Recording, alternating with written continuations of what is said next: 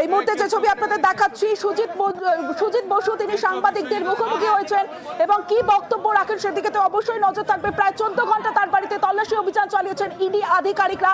মন্ত্রী সুজিত বসু এই মুহূর্তে বসে পড়েছেন, সাংবাদিকদের মুখোমুখি হয়েছেন এবং সাংবাদিকদের মুখোমুখি হয়ে তিনি কি বক্তব্য রাখেন অবশ্যই আমাদের নজর থাকবে। কিন্তু প্রায় 14 ঘন্টা ইডি আধিকারিকরা তল্লাশি অভিযান চালায় মন্ত্রী সুজিত বসুর বাড়িতে। তাকে এর মধ্যে 1.5 ঘন্টা জিজ্ঞাসাবাদ করেন ইডি আধিকারিকরা এবং ইডি সূত্রে যেমনটা জানা যাচ্ছে যে মন্ত্রী সুজিত বসু তিনি সব রকম সহযোগিতা করেছেন ইডি আধিকারিকদের। তার দুটি বাড়িতে তল্লাশি অভিযান চালায় ইডি এবং ইডি সূত্রে জানা যাচ্ছে মন্ত্রী সুজিত বসু তিনি পুরো নিয়োগ দুর্নীতি মামলায় যা যা প্রশ্ন করা হয়েছে সব রকম সহযোগিতা করেছেন মন্ত্রী সুজিত বসু, এমনটাই ইডি সূত্রে খবর।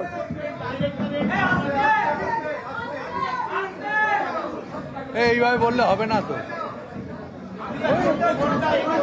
সকাল 6:40 মন্ত্রী সুজিত বসুর বাড়িতে পৌঁছয় ইডি আধিকারিকরা, সঙ্গে কেন্দ্রীয় বাহিনীর জওয়ানরা। দফায় দফায় ম্যারাথন তল্লাশি অভিযান চলে তার দুটি বাড়িতে। 1.5 ঘন্টা তাকে জিজ্ঞাসাবাদ করেন ইডি আধিকারিকরা।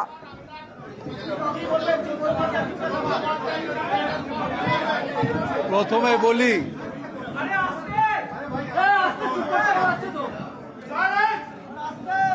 আমি একটু আপনাদের সকলকে প্রথমে ধন্যবাদ জানাই, আর সকলকে আমার প্রণাম শ্রদ্ধা। এবং আজকে স্বামীজির জন্মদিন, সকাল থেকে আমার বহু কর্মসূচি ছিল। আমি কর্মসূচিতে যখন বেরোবো সকালবেলায় 7টার সময়, কাল বহু রাত্রিতে অনেক রাত্রিতে আমি বসিরহাট থেকে মিটিং করে ফিরেছি, কিন্তু সকালবেলায় আমি যখন 7টার সময় আমাকে বলে, আমার ছেলে সে বলে বাবা ইডি এসছে বাড়িতে। আমি বললাম ঠিক আছে 10 মিনিট ওদের সময় দিতে বলো, নিচে বসতে বলো, আমি আসছি। কিন্তু আজকের দিনটা আমি প্রথমেই অফিসারদের বলেছিলাম যে আজকে স্বামী বিবেকানন্দের জন্মদিন, আপনারা এসছেন, নিশ্চয়ই আপনাদের যা কোয়ারিজ আছে সব রকম সাহায্য করতে আমি প্রস্তুত আছি, আপনারা একটু দয়া করে আমাকে তাড়াতাড়ি ছেড়ে দেবেন। কিন্তু যাই হোক, ওদের যা প্রসিডিওর আছে ওরা সেইটা করেছে। কিন্তু সকাল থেকে আমার প্রায় 12-14টা প্রোগ্রাম, শিডিউল প্রোগ্রাম, তার মধ্যে একটা বিবেকানন্দর মূর্তি উদ্বোধনের করার কথা ছিল, সব কটা প্রোগ্রাম আমাকে ক্যান্সেল করতে হয়েছে। ক্যান্সেল করবার পরও আমি এখন জাস্ট ইডি বাড়ি থেকে বেরিয়েছে 13.5 ঘন্টা পরে। 13.5 ঘন্টা পরে যখন ইডি বেরিয়েছে, এবং আপনারা জানেন আমার কাছে ফোন পর্যন্ত নেই। আমার একটা ডিপার্টমেন্ট হচ্ছে fire service and emergency department, ফোনটা পর্যন্ত আবার সিজ করেছে। আমি ইডিকে যত না দোষ দেবো, ইডির অফিসাররা যারা এসছেন তাদেরকে প্রত্যেকেই বলেছি, দেখুন আপনারা আপনাদের সরকারি কাজ করতে এসছেন, আমি আপনাদের কোনো বাধা দেবো না, যা দরকার লাগে আমি, আমার ছেলে, আমার মেয়ে, আমার বউ, সবাই আমরা উত্তর যা যা বলেছে আমরা সব কিছু উত্তর দেওয়ার চেষ্টা করেছি।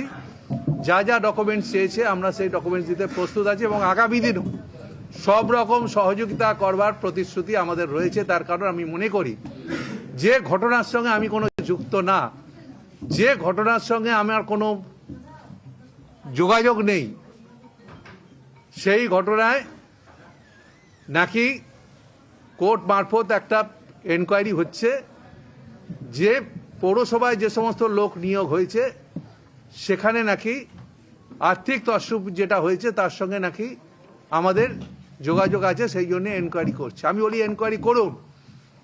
আমি আজকে সবার সামনে, প্রেসের সামনে দাঁড়িয়ে বলছি একটা কথা আপনারা মনে রাখবেন, যদি কোনো কর্মক্ষেত্রে, কাজের ক্ষেত্রে কেউ 1 পয়সা সুজিত বোসকে দিয়ে থাকেন, সুজিত বোস আজকেই রেজিগনেশন মুখ্যমন্ত্রীর কাছে পাঠিয়ে দেবে তার। সুজিত বোস পলিটিক্সে 45 বছর ধরে সুজিত বোস পলিটিক্স করছে। 45 বছর রাজনীতিতে সুজিত বোস 10 বার ইলেক্টেড হয়েছে, 6 বার কাউন্সিলর, 4 বার সুজিত বোস বিধায়ক হয়েছে এবং 1 বার পার্লামেন্ট সুজিত বোস লড়েছে। যারা আজকে কিনা বড় বড় কথা বলছেন, আমি শুনেছি 2-1টা জায়গায় যে শুভেন্দু অধিকারী যিনি বিরোধী দলনেতা তিনি গলা ফাটিয়ে অনেক চিৎকার করছেন। আমি শুভেন্দুকে আজকে এই জায়গা থেকে বলে দিতে চাই, ও নাকি বলেছে সবাইকার জামা কাপড় গুছিয়ে রাখুন, শীতের পোশাক, জেলে যেতে হবে। আমি বলি শীতের পোশাক আমি নিশ্চয়ই কালকে নেবো, কালকে গঙ্গাসাগরে যাচ্ছি 4 দিনের জন্যে, ঠান্ডা আছে, আমাকে নিয়ে যেতে হবে, কিন্তু তারপরে আমি তো ফিরছি। আমি বলে দিতে চাই ওই বিরোধী নেতা সবাইকে চোর বলছো, নিজের আয়নায় নিজের মুখটা দেখো। তোয়ালে পেঁচিয়ে টাকা নিয়েছে, তোয়ালে পেঁচিয়ে টাকা নিয়েছে, আগে ওইটা প্রমাণ করুন। কতদিন বিজেপি আপনাকে গার্ড করবে? আমি ইডি সিবিআই অফিসারদের কখনো দোষ দিই না, ইনকাম ট্যাক্সকে দোষ দিই না, কারণ অফিসাররা তাদেরকে ওপর থেকে এই যে শুভেন্দু অধিকারী রোজ বলে দিচ্ছেন, আর একজন আমি ওকে বলবো, ওকে তো রাজনীতির কোনো লোকই মনে করি না, বলছে সুজিত বোস নাকি রোল বিক্রি করতে। হ্যাঁ, রোল বিক্রি করতাম, গর্বের সাথে বিক্রি করতাম, কিন্তু কারোর পকেট কাটতাম না, কারোর চুরি করতাম না। সুজিত বোসে, তাহলে আমি বলবো আপনার প্রধানমন্ত্রী তো চা বিক্রি করতেন, তিনি তো নিজে বলেছেন আমি চা বিক্রি করে দেশের প্রধানমন্ত্রী হয়েছি। তাহলে নিজের প্রধানমন্ত্রীকে আপনি অপমান করছেন। এইসব গারলগুলো বিজেপিতে যতদিন থাকবে, বিজেপিটা কোনোদিন বাংলায় তারা দাঁড়াতে পারবে না। তার কারণ বাংলার মানুষ এই নেতাদের পছন্দ করে না। আমি বিজেপির সব লোক খারাপ কখনো বলবো না, কিন্তু এই যে লোকগুলো আছে, সামনে নির্বাচন আছে, আমি জোর গলায় বলে দিতে পারি, এই দুইজন যারা পাঁঠার মতো চিৎকার করে সকাল থেকে রাত্রি অবধি, ঘ্যাগা করে, আজকে দিদিকে চোর বলছে, সুজিত বোসকে চোর বলছে। ও নিজের আয়নাটা, নিজের মুখটা দেখুক, কোথায় ও মানুষের কাছে গেছে। তাই আমি বলি, এর জবাব আমরা রাজনৈতিকভাবেই দেবো। আমি কাউকে বলিনি যে কেউ মারামারি করো, কেউ ইডির লোককে অসম্মান করো, কেউ সিআরপিএফকে ধাক্কা দাও, কাউকে না। আমরা বলেছি শান্ত সবাইকে থাকতে, আজকের দিনও বলছি সবাই শান্ত থাকবে, আমাদের আন্দোলন চলবে। তার কারণ বিজেপির বিরুদ্ধে আমাদের আন্দোলন চলবে, তার কারণ আমরা মনে করি এই বাংলায় বিজেপির কোনো স্থান নেই। সেটা মমতা ব্যানার্জি প্রমাণ করে দিয়েছেন লাস্ট ইলেকশনে। তিনি বলেছেন খেলা হবে স্লোগান দিয়ে তিনি যে রাস্তায় নেমেছিলেন। সরকার গড়ার ক্ষেত্রে 213টা আসন দিয়ে আমাদের রাজ্যের মানুষ জয়ী করেছেন। আর মমতা ব্যানার্জি হচ্ছে ডেভেলপমেন্টের লোক। তুমি মমতা ব্যানার্জিকে চোর বলছো, তুমি তো ওইখান থেকেই তুমি বড় হয়েছো, ওখান থেকেই তো সমস্ত সুযোগ সুবিধা নিয়েছো। আর তোমার কেলেঙ্কারি বেরোবে একদিন, তুমি ভেবো না ঈশ্বর তোমাকে ক্ষমা করবে না। তার কারণ নিচে পার পেতে পারো, ওপরে কেউ পার পাবে না। তার কারণ তুমি মানুষের যেভাবে মানুষের বিরুদ্ধে তুমি করছো। তোমার পরিবার, আমি কারোর পরিবার ধরে বলি না, ও পরিবার তুলে কথা বলছে, আমি বলি তোমার পরিবারটাকে তুমি নিজে ভালো করে দেখো। আর কি সুযোগ সুবিধা তোমার দরকার ছিল, আর কি সুযোগ সুবিধা তোমার আছে নেই, তোমার সব কিছু তুমি নিয়েছো। এখন ওই দলেও গিয়ে তুমি বড় বড় মাতব্বরি কথা বলছো। কোনোদিন ওই দলে তোমাকে কোনো প্রতিষ্ঠিত তুমি হতে পারবে না, কারণ তোমার মতো চোরকে বিজেপি কোনোদিন কোনো জায়গায় স্থান দেবে না। ও দিয়েছে ঘেউ ঘেউ করবার জন্য দিয়েছে, আর ঘেউ ঘেউ করো। সামনে লোকসভা নির্বাচনে বাংলায় দেখি প্রত্যেকটা জায়গায়, আমি আজকে ঘোষণা করলাম, দিদি যেভাবে বলবে বাংলার মানুষকে আমরা সেইভাবে বাংলার মানুষের কাছে পৌঁছাবো। ইডি, সিবিআই, ইনকাম ট্যাক্স, এই সমস্ত এজেন্সি দিয়ে যদি মনে করে যারা কর্মী তাদের বাড়ি বাড়ি গিয়ে এইভাবে, আজকে একটা ভালো দিন, স্বামীজির জন্মদিন, ওদের জন্য আজকে স্বামীজির জন্মদিন, আমি কোনো প্রোগ্রাম সকালে পারিনি। এখন বেরিয়ে আমার বাড়ির কালীমাকে পুজো করে নমস্কার করে, ঠাকুর রামকৃষ্ণ পরমহংসদেব এবং মা শারদাকে নমস্কার করে আমি স্বামীজির এখানে আজকে এখনই মালা দিলাম। তাই আমি মনে করি কাল সকালে সাগরে যাব আমি 4 দিনের জন্যে। আমার খুব ব্যস্ত, তা আপনারা জানেন। তার কারণ আমার ডিপার্টমেন্ট অফ ফায়ার সার্ভিস আর এমার্জেন্সি, আমি বলছিলাম ওদের ফোনটা আপনারা যা খুশি আপনারা করে নিন, ফোনটা আমাকে ফেরত দিন। ফোনটা নিয়ে গেছে, এটা আমার ক্ষেত্রে খুব অসুবিধে। তা সত্ত্বেও আমি বলছি কোনো প্রতিবন্ধকতা আমাদেরকে আটকাতে পারবে না। তার কারণ আমরা মনে করি আমরা ঠিক পথে আছি, আর আমরা ঠিক পথে আছি, আমরা মানুষের সাথে আছি। মানুষের ভালো করবার জন্য যা করবার তাই করব, এবং আন্দোলন আমরা চালিয়ে যাব এবং মানুষের জন্য করব। আমরা নিজের পরিবারের জন্য কিছু ভাবি না। ও বলছে কে আমার আত্মীয় নাকি পেয়েছে, তারা আমার আত্মীয় যদি কোথাও পরীক্ষা দিয়ে চাকরি পায় তার দায়িত্ব আমার কি করে হয়? আর আমি তো একটা কথা এখানে বলতে পারি,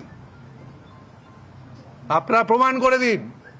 আমি সব প্রমাণের উত্তরের জবাব আমি বলেছি, যেভাবে চাইবেন আমরা গিয়ে দেবো এবং আমি গিয়ে দেবো। এবং তার কারণ আমি মনে করি না কোনো ব্যক্তি, এখানে বহু মানুষ আছে তারা সাহায্যের জন্য আমাদের কাছে আসে, তাদের পাশে যদি আমি সাহায্যটা নিঃস্বার্থভাবে করে দিই, কোনো বিনিময়ের মাধ্যম দিয়ে না করে যদি করে দিই, সেটা 100 বার করব। যদি তার জন্য আমাকে জেলে পোস্তে হয়, পোস্তে আমি রাজি আছি, জেলে আমি আছি, থাকবো। আমাদেরকে জেল দেখিয়ে লাভ নেই, আমাদেরকে জেল দেখিয়ে লাভ নেই।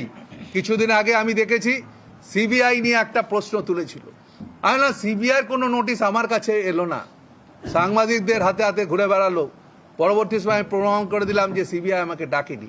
আর সিবিআই যদি ডাকে, ইনকাম ট্যাক্স যদি ডাকে, ভয় কি আছে? আমি তো জবাব দিতে রাজি আছি। আমি তো শুধু রাজনীতির বাইরেও আমার নিজের কিছু পেশা আছে, যে কাজটা আমি করি। তা আমি বলি, আমার লাইফ নিয়ে কেউ যেন বলতে না আসে। আমার লাইফটা অনেক অনেক ফাইট করে এই জায়গাটায় এসছি, লড়াই সংগ্রামের মধ্যে দিয়ে এসছি।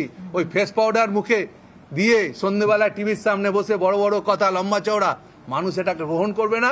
মানুষ তার জবাব দেওয়ার জন্য তৈরি আছে। কিছুদিন বাদে নির্বাচন আছে, মানুষ তার জবাব দেবে। এবং আজকে যে ঘটনা শ্রীভূমির বুকে ঘটালো, সিআরপিএফ নিয়ে, পুলিশ নিয়ে, পাড়ার মধ্যে যেটা মনে হচ্ছে যেন একটা কারগিলের যুদ্ধ হচ্ছে এখানে। এই পাড়াটা কি সেই পাড়া? শ্রীভূমি এর আগেও জবাব দিয়েছে অনেক ক্ষেত্রে।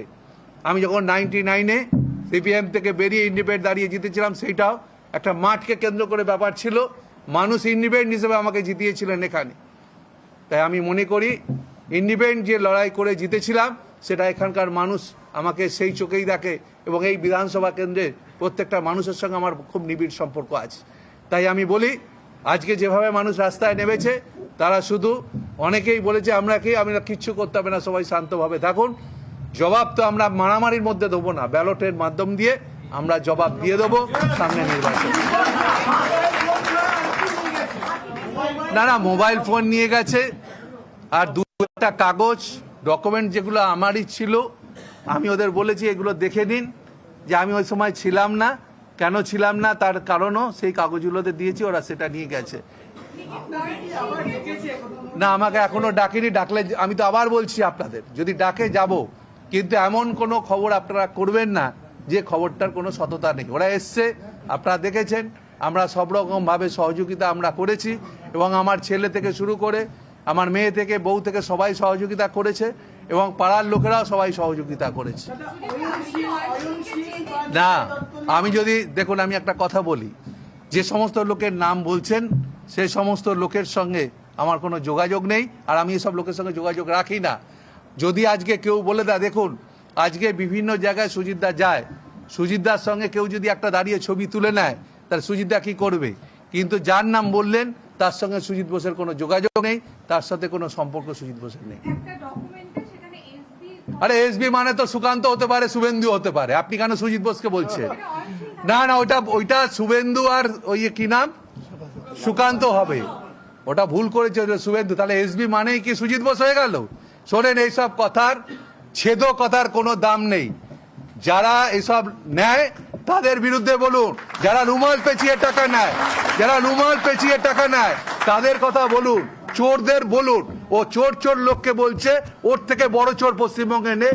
কেন, ওকে আমি জানি, খুব চিনি, ওর মন্ত্রিত্ব থাকাকালীন কি কি অপকীর্তি করেছে। আমার সরকার বলে দিদি ওকে ছেড়ে দিয়েছে, ওকে কখনো ছাড়া উচিত না, ওকে ধরে অ্যারেস্ট করা উচিত।